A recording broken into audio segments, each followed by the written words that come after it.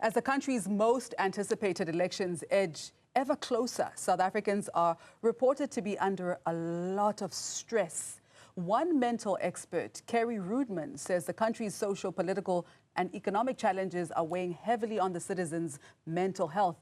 On the 29th of this month, South Africans will be casting their ballots in the general elections with the hope that things will change for the better. Now, for more on the mental health of the citizens ahead of the elections, I'm joined by clinical psychologist Dr Keitumetse Mashego. Doctor, welcome and thank you so much for your time. Thank you for having me. Good evening to everyone. You look absolutely fabulous. I am already mentally relieved just looking at you. Thank you, Mashego. Thank you. Talk to me about the current state. I mean, we never think about, first and foremost, the national collective state of human beings. We always worry about our own individual mental challenges, issues. So what do you know about where we are as a country, especially leading up to the 29 May elections? Collectively as a nation, as a country, we come from a place where we were on the one side of the pendulum and we swung to the other end. So there hasn't been balance, even if there has been democracy over about 30 years. So we haven't really quite found, stability fully, because there are so much things that are going around that, we find ourselves on autopilot. We're just trying to make a living, trying to make ends meet, trying to survive. Then there was COVID.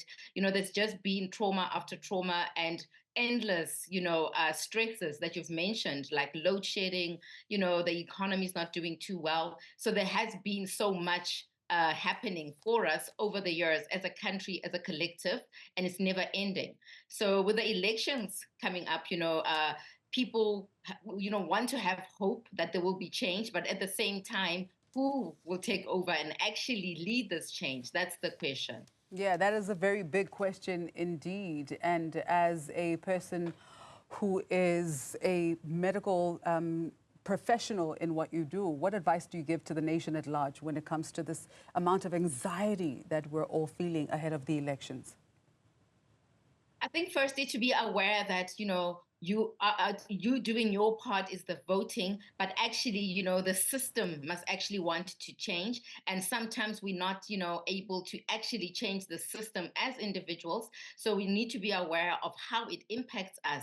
So, if, the party, for example, you're voting for does not take the reins, to actually be aware that you still need to exist in spite of that. So whoever takes over, you still need to exist and take care of yourself in spite of that. So I think it becomes easy to, start feeling sorry for, whoever takes over, or for yourself when the winner is not who you expect it to be, or if the winning party does not deliver on what it promised. I think that can also cause a lot of distress within people. So I think it's just to be aware of ourselves, to be aware that, yes, as much as we want the system to change, that it has to be a collective effort for the system to change. And if the system does not change, then we need to do the work to ensure that we are okay.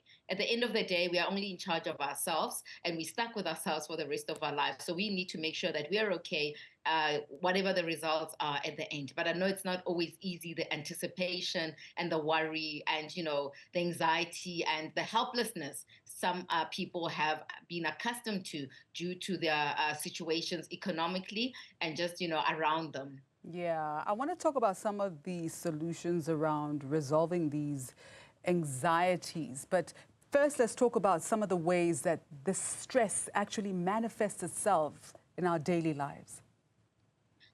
People are different, but, you find that stress can cause people to self-medicate. And self-medication is not just drugs that, like substance, like alcohol and other drugs, but it can actually be your over-the-counter medication, where people are constantly wanting that, certain medications such as, your headache tablets. People cannot, sleep without sleeping tablets. Their appetite either is so increased or is decreased. It's just not stable. Sleep sleep is impacted, even irritability, your mood towards others changes, but even your behavior. Maybe you were outgoing, now you're more reserved, or the other way around. Maybe you were reserved and now you just cannot stop going out. You just cannot sit with yourself. So it manifests in different ways, and it can also become physical in that people get headaches that have no physical cause.